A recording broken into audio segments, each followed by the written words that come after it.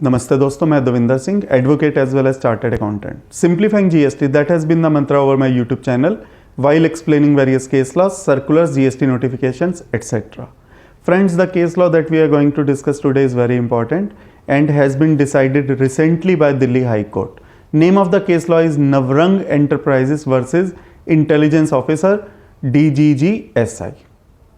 और जो जजमेंट आई है वो काफ़ी लेटेस्ट है, 29 मई 2023 की जजमेंट है। केस परटेन करता है सेक्शन 67 से और सेक्शन 70 से। इस केस में एक सर्च कंडक्ट हुई थी 16 फरवरी 2022 को पिटिशनर के यहाँ, लास्ट ईयर 16 फरवरी 2022। और पिटिशनर का ये कहना है कि ये सर्च काफ़ी हाई हैंडेड मैनर में की गई थी और पिटिशनर ने DRC 03 में 1,15,00,000 रुपए जमा करा दिए थे और जो उसका ये भी कहना है कि उसने ये अंडर थ्रेट और कोएर्शन जमा करवाए थे।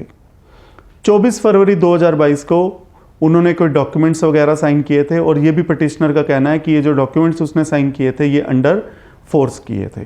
तो जो दो स्टेटमेंट पिटिशनर ने दी थी, एक 17 फरवरी 2022 को जिस दिन सर्च वगैरह कंडक्ट हुई थी और जिस दिन उसने वॉलंटरी 1,15,00,000 रुपए जमा कराए थे, जबकि उसका कहना है कि उसने अंडर थ्रेट और कोएर्शन जमा करवाए थे। और एक स्टेटमेंट उसने दी थी 24 फरवरी 2022 को। पिटिशनर का यह भी कहना है कि मैंने दो लेटर्स 12 अप्रैल और 26 अप्रैल 2022 को दो लेटर लिखकर अपनी स्टेटमेंट्स को रिट्रैक्ट कर लिया था। पिटिशनर का यह भी कहना है कि रिस्पोंडेंट ने मतलब DGGSI ने पिटिशनर को कांटेक्ट किया अगस्त 2022 में और ये कहा कि हाई कोर्ट में आप अप्रोच मत कीजिएगा और वल्लभ टेक्सटाइल के केस का हवाला दिया।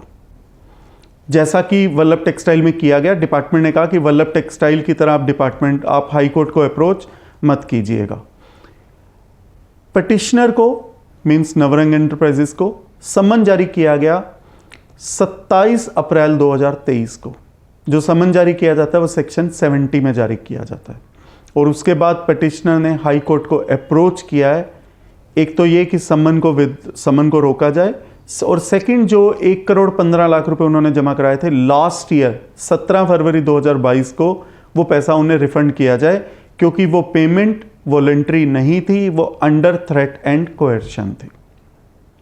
दोस्तों, हमने काफ़ी केसेस में देखा है कि एसएससी जो है वो टैक्स का पैसा जमा करवाता है और बाद में कहता है कि वो अंडर थ्रेट और कोएर्शन थी और काफ़ी केसेस में हाई कोर्ट ने रिलीफ दिया और ये पैसा रिफंड करने के लिए डिपार्टमेंट को इंस्ट्रक्ट भी किया है। जैसा कि हम जानते हैं, भूमि एसोसिएट्स का केस था गुजरात हाई कोर्ट का, जो कि डिसाइड हुआ था, जो ऑर्डर्स आए थे उसके 16 फरवरी 2022 और 18 फरवरी 2022 को जिनके ऑर्डर आए थे।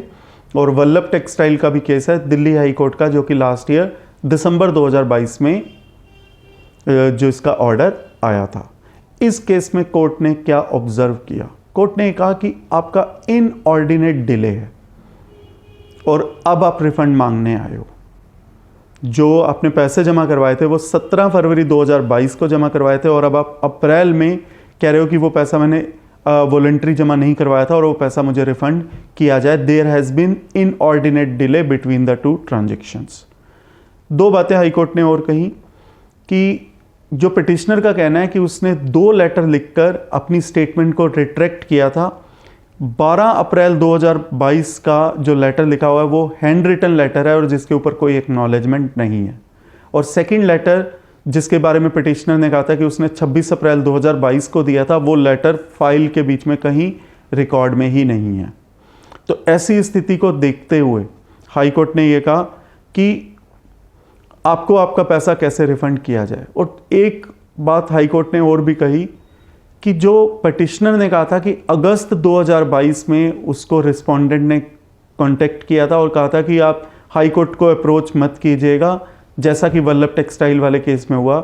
हाई कोर्ट ने कहा ये कैसे पॉसिबल है कि आपको अगस्त 2022 में रिस्पोंडेंट ने बात बोल दी, जबकि वल्लभ टेक्सटाइल का तो जो केस है वो दिसंबर 2022 में डिसाइड हुआ है।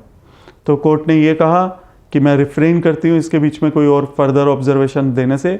बेटर है आप कंप्लाई विद कीजिए जो भी आपको अगर शोकॉज नोटिस या सम्मन जो भी जारी हुआ है डिपार्टमेंट की तरफ से, better comply that.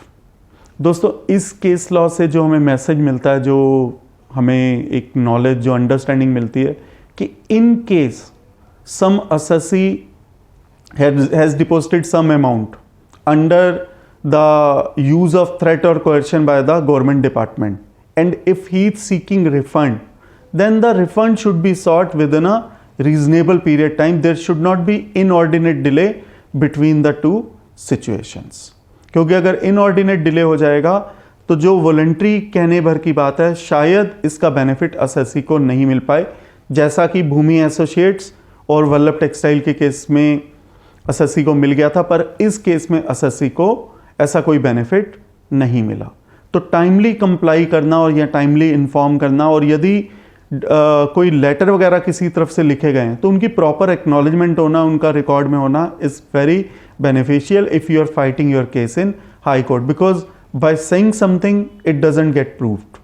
You have to prove the same with the corroboratory evidence that you will have. मैं उम्मीद करता हूँ ये केस लॉ आपके बिजनेस एंडेवर्स के लिए और आपके प्रोफेशनल एंडेवर्स के लिए बहुत यूजफुल साबित होगा। धन्यवाद।